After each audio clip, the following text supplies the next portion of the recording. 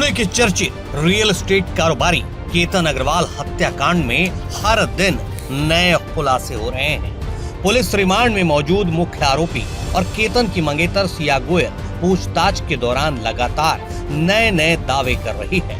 Police सूत्रों के मुताबिक सिया ने कहा कि वो केतन से शादी नहीं करना चाहती थी और उसने शादी से पहले कई बार इनकार भी किया था, लेकिन पुलिस को उसके बयानों पर भरोसा नहीं हो रहा है क्योंकि हर पूछताछ में उसकी कहानी बदलती नजर आ रही है। पुलिस सूत्रों के मुताबिक सिया ने शादी से इनकार करने के पीछे 3 बड़ी वजह बताई है। पहला, वो अपने प्रेमी चेतन चौधरी से प्यार करती थी। दूसरा, उसे केतन का लुक पसंद नहीं था क्योंकि उसके सिर पर बाल कम थे और वो विग पहनता था। तीसरा, सिया ने दावा किया कि केतन का हकलाना भी उसे पसंद नहीं था। शादी नहीं करना चाहती थी, इसीलिए उसी ने ये सब किया। और रहा फॉरेंसिक का यानी मोबाइल का डेटा का, तो वो उसमें क्या था और डिलीट किया कि नहीं, वो फॉरेंसिक का रिपोर्ट आने के बाद ही एग्जैक्ट पता चल सकेगा। एक सवाल सबके जहन में है, रोज़ाना फॉरेंसिक की गाड़ी आपकी लोगर फोर्ट जाती है, किस तरह मतलब फॉरेंसिक की टीम क्या ढूंढना चाहती है, किस चीज़ को, क्योंकि क्राइम सीन रिक्रिएट भी आप करने वाले हैं, फॉरेंसिक की टीम क्या ढूंढ रही है, किस एंगल में उनकी जाँच है? नहीं, फॉरेंसिक की टीम पहले घटनास्थल पे कुछ ब्लड स्टेन वगैरह वैसे मिलते हैं क्या, ये देखती है। उसके बाद जो सीसीटीवी कैमरा का रहता है उसको भी फॉरेंसिक एक्सपर्ट के सामने ही हम हस्तगत करते हैं।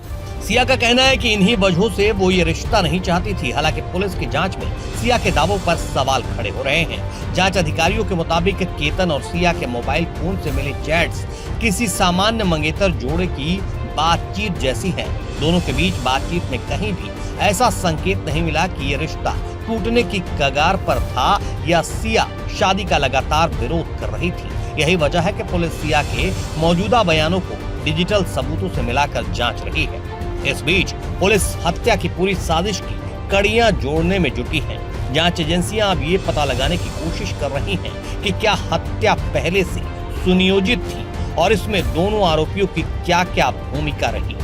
पुलिस इलेक्ट्रॉनिक सबूत, कॉल डिटेल, चैट और पूछताछ के आधार पर पूरे घटनाक्रम की तह तक पहुंचने की कोशिश कर रही है।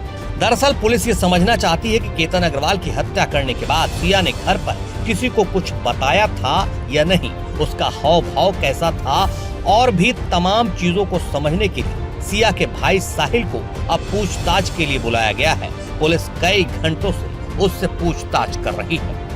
जो घटना घटी है उसके पहले उनका बिहेवियर कैसा था, उनके यहाँ पे क्या बातचीत हुई थी और घटना होने के बाद क्या रिएक्शंस थे, इस बारे में हम उनका स्टेटमेंट ले रहे हैं। फिलहाल अभी 2-3 घंटे से उनका स्टेटमेंट लेना शुरू है। जहाँ पे भी प्लानिंग कहाँ पे हुई, वहाँ का सीसीटीवी फुटेज, डेटा, मोबाइल का चैटिंग, फिलहाल अभी ये एनालिसिस शुरू है।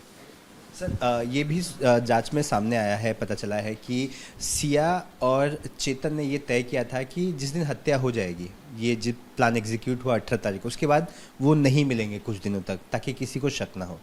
नहीं, फिलहाल हमारे इन्वेस्टिगेशन में तो ये सामने नहीं आया अभी तक। इस बीच केतन अग्रवाल हत्या मामले में एक और बड़ा खुलासा हुआ है। पुलिस ने जब सिया से पूछताछ की कि उसने कभी अपने परिवार को क्यों नहीं बताया कि उसे केतन से शादी नहीं करनी है, इस पर सिया ने पुलिस को बताया कि वो घर वालों को ठेस नहीं पहुंचाना चाहती थी। इसके बजाय उसे केतन को रास्ते से हटाने का प्लान सबसे सरल लगा। सिया ने पुलिस को बताया कि ट्रैकिंग के दौरान वो नीचे गिर जाएगा और उसकी मौत हो जाएगी। इस पर कोई कभी सवाल भी नहीं उठाएगा। खैर, केतन अग्रवाल हत्याकांड अब सिर्फ एक हत्या का मामला नहीं, बल्कि बदलते बयानों और डिजिटल सबूतों के बीच सच की तलाश बन गया है। एक तरफ सिया अपने फैसले की अलग-अलग वजह बता रही है, तो दूसरी तरफ पुलिस को उसके दावों और मोबाइल चैट्स में बड़ा विरोधाभास नजर आ रहा है। अब जांच और फोरेंसिक सबूत ही तय करेंगे कि हत्या के पीछे असली वजह क्या थी।